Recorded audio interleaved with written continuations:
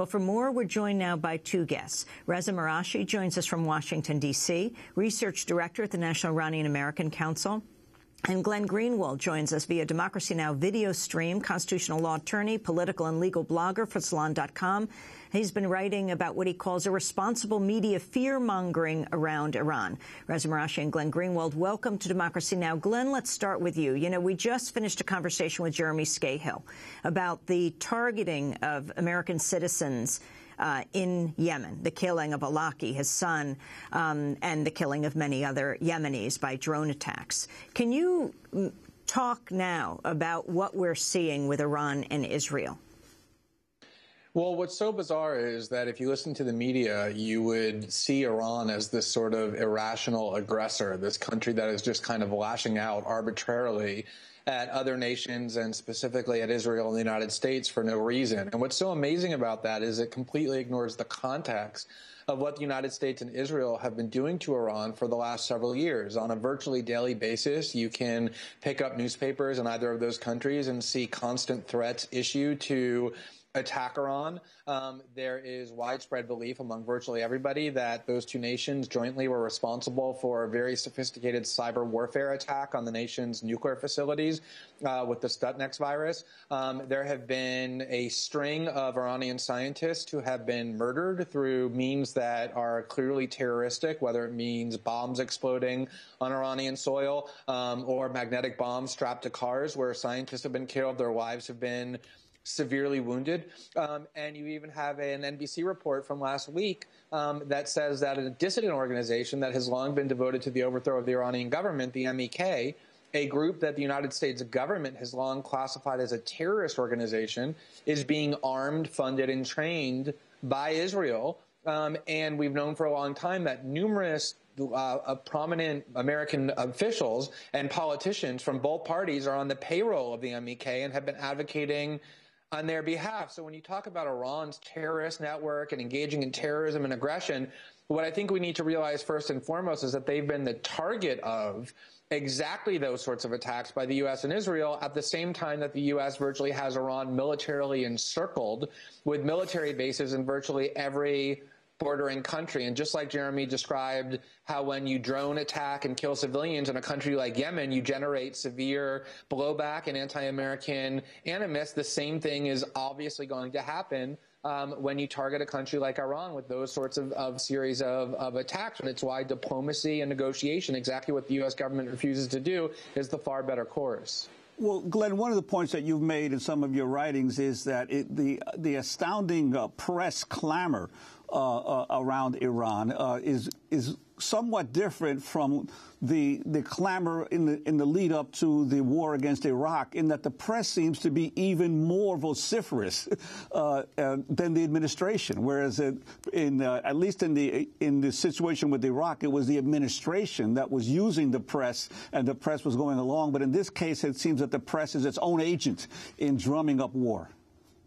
Right. I mean, by all appearances, the top levels of the Obama administration are not particularly anxious for a military conflict with Iran, whether that's because they believe it's not the right course of action or because it would be politically harmful to the president in an election year. I think all signs have been pretty clear that the Obama administration would like to avoid a military confrontation and is not really out there beating the drums of war. They're certainly demonizing Iran.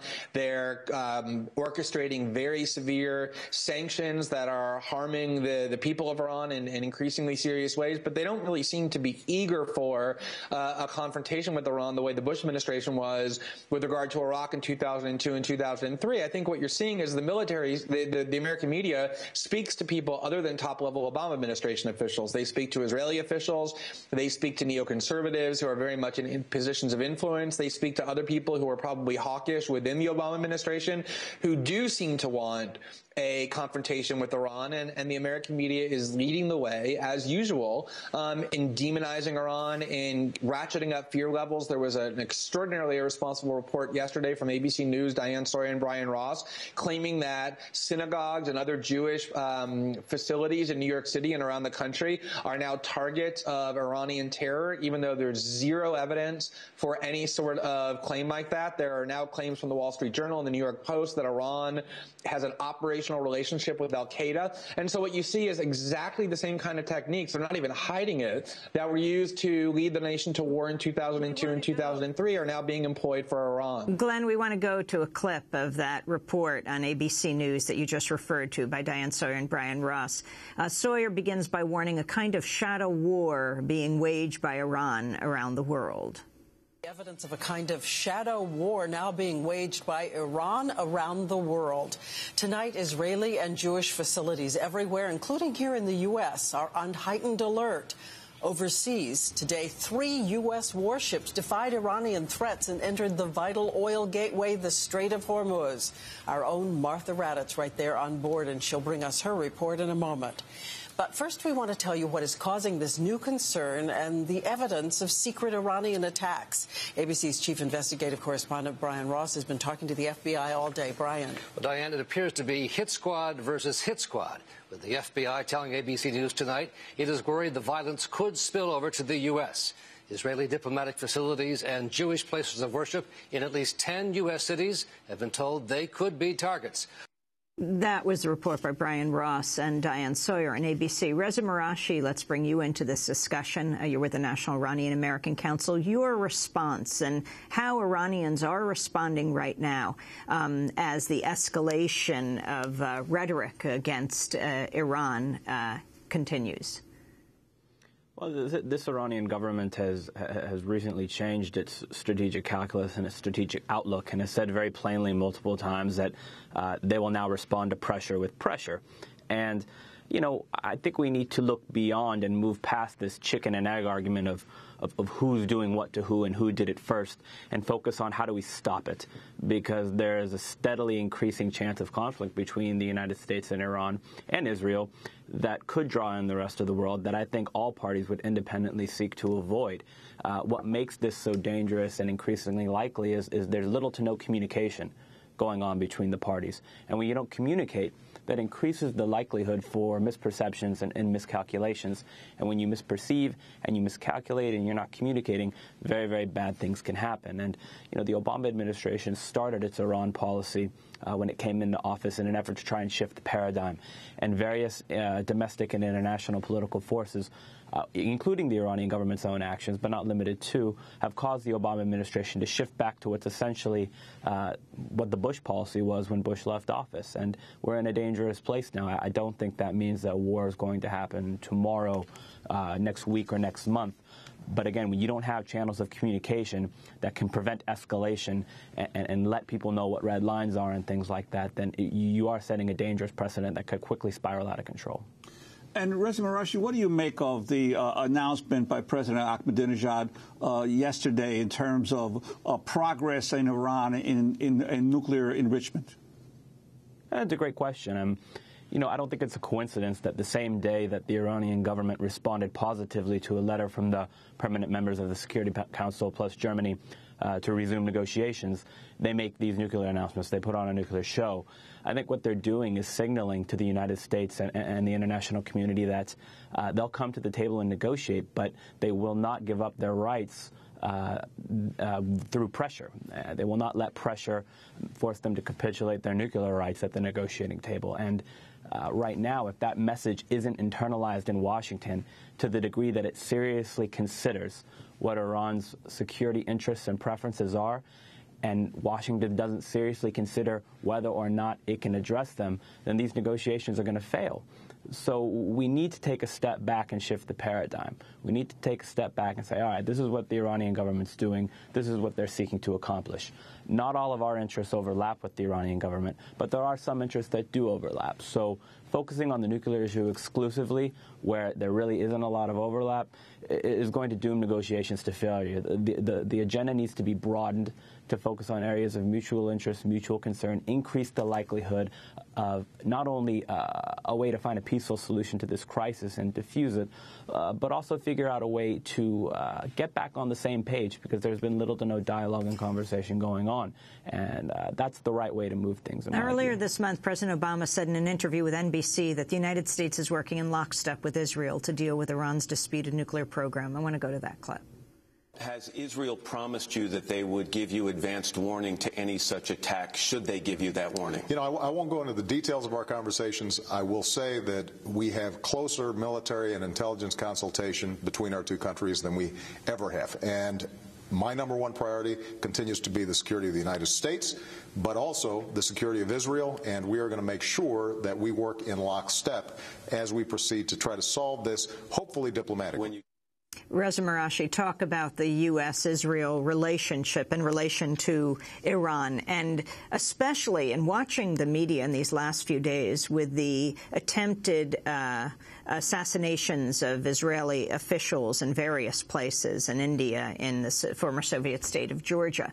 Very little reference to how horrendous that is, but very little reference to what happened before with the assassinations of the Iranian scientists. And I'm wondering what Iranian public is feeling about this. Oh, you're asking great questions. Let's unpack that a little bit. I mean, there is no relationship between Iran and the United States. I think we should be very honest about that. That's one of the most dangerous things about this situation as it moves forward. You know, when you bring Israel into the equation, I think President Obama has been a great friend to Israel. There's no greater friend to Israel than President Obama, and his track record speaks to that, irrespective of what neoconservative officials in the United States or right-wing officials in the Israeli government may say. I think at the end of the day, the United States and Israel are on the same page. They're not in lockstep, though. I think the Israeli government is more hawkish on the Iran issue than the United States government is. Interests don't entirely overlap, but Prime Minister Netanyahu will be coming to Washington for the AIPAC conference in the coming weeks. And, you know, they'll continue to try to get on the same page. But you know, the United States realizes that negotiations are going to be necessary, sustained negotiations, because negotiations can't work in a day, a week, a month. It's going to take some time, and they realize that, and I think Israel is slowly coming around to that conclusion as well. But speaking about the assassinations, I mean, at the end of the day, terrorism is terrorism, and we shouldn't sit here and talk about one form of terrorism being okay and another form of terrorism not being okay. It should be condemned in no uncertain terms, irrespective of who's doing it. And, you know, Israel takes pride in the fact that it calls itself the only democracy in the Middle East. So engaging in acts of terrorism, irrespective of who those acts of terrorism are targeting, and it does fit the U.S. government's own definition of terrorism, state sponsorship of terrorism, it is unbefitting of the country that considers itself the only democracy in the Middle East. So we need to take a step back, establish what the rules of the game are, or at least acknowledge what they are, because we do know what these rules are, and proceed accordingly to try and diffuse the crisis. I think right now we're locked in this paradigm of conflict management rather than conflict resolution, and I think the most dangerous part about that is rather than the governments controlling the conflict dynamic is beginning to control the governments. Reza, we only have 30 seconds, but the Green Movement, how powerful it is right now. They're protesting in New York recently. They're against war with Iran. They're against sanctions against Iran, and they're not supportive of the Iranian government of Ahmadinejad. I think that the Green Movement can be considered to be a very diverse socioeconomic swath of Iranian society. The Iranian government's own repression has made, mobilization and movement towards a more democratic future in Iran much more difficult. But I would argue that it's a marathon, not a sprint. Iranians are capable of achieving their goals indigenously, and the United States should follow the lead of the Iranian people rather than vice versa. Well, we want to thank you for being with us, Reza Marashi, with the National Iranian American Council, and Glenn Greenwald joining us from Brazil, a constitutional law attorney and blogger at Salon.com. This is Democracy Now!